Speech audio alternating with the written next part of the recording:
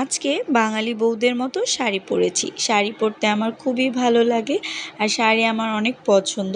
এই শাড়িটি আমার বিয়ের পরপরই আমার শাশুড়ি মা আমাকে দিয়েছিল।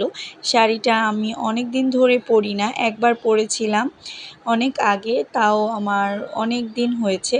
তাই ভাবলাম যে আজকে একটু শাড়ি পরি। সাদাফের বাবা যেহেতু আজকে বাসায়, ওর আজকে ছুটি, তাই আমাকে আবদার করলো আমার কাছে যে আজকে হালিম খাবে। তো আমি শাড়ি পরে আজকে হালিম রান্না করতে চলে আসছি। হ্যালো এভরিওয়ান, আসসালামু আলাইকুম। আশা করছি সবাই ভালো আছেন। আজকে নতুন একটি ভিডিও নিয়ে চলে আসলাম।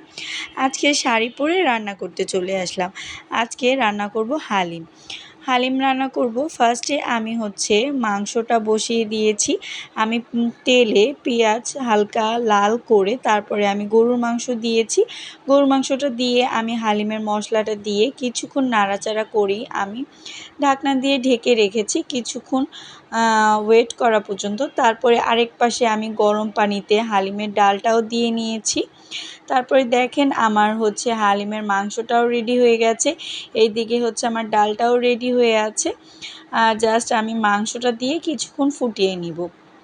আমি মাংসটা দিয়ে নিয়েছি। তারপরে আমি অর্ধেক মশলা যেটা আমি মাংসতে দিয়েছিলাম, বাকিটা দিয়ে নিয়েছি। দিয়ে আমি নাড়াচাড়া করে এক পাশে বসিয়ে আমি বেরেস্তা করতে চলে আসছি।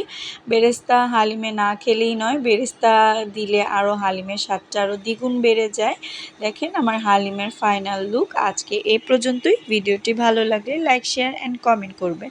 আর সবাই ভালো থাকবেন। আল্লাহ হাফেজ।